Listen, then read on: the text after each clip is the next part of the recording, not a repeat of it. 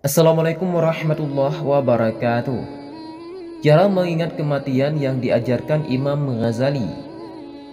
Mengingat mati adalah salah satu cara mendekatkan diri kepada Allah Subhanahu wa taala.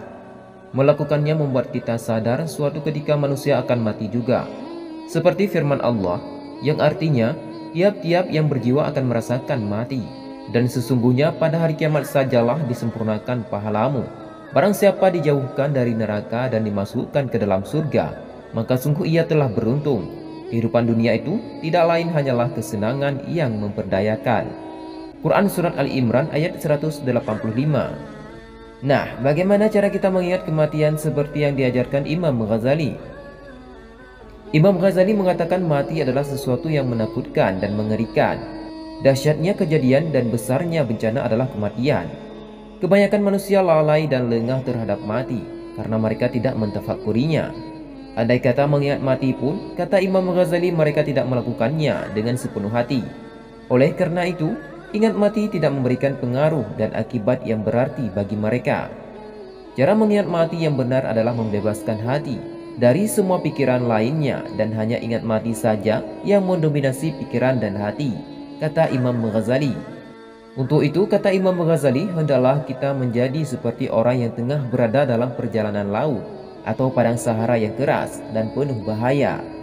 Ketika pikiran tentang mati menyelimuti hati, hasrat kesenangan dan kesukaan pada dunia menjadi turun dan hati pun menjadi luluh. Cara terbaik dan bermanfaat dalam bertafakur tentang mati adalah mengingat kawan-kawan dan tetangga-tetangga yang telah meninggal dunia, bahwa mereka berada di dalam kubur di bawah tanah, dan membayangkan keadaan serta wajah mereka di dalam kubur, kata Imam Ghazali. Bagaimana wajah cantik dan tampan mereka telah menjadi santapan cacing dan serangga.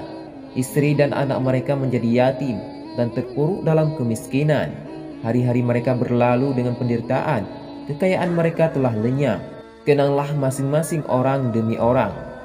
Tafakurilah bagaimana kematian menyerang mereka secara tiba-tiba tanpa peringatan sedikit pun, dan bagaimana ketidaksiapan mereka menghadapi kematian dan akhirat, kata Imam Ghazali. Sahabat Abu Darda radhiyallahu an berkata, ketika diceritakan tentang orang yang mati, bayangkan engkau adalah salah seorang dari mereka. Sahabat lainnya Ibnu Mas'ud radhiyallahu an berkata, orang yang beruntung adalah dia yang mengambil pelajaran dari keadaan, maksudnya kematian orang lain.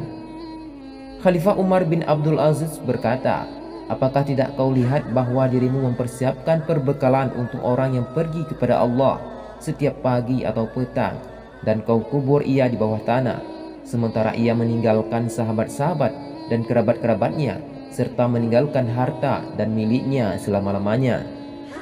Pada suatu hari seorang waliullah terkemuka Ibnu Muti memandang rumahnya dan merasa takjub dan puas karena kebagusannya.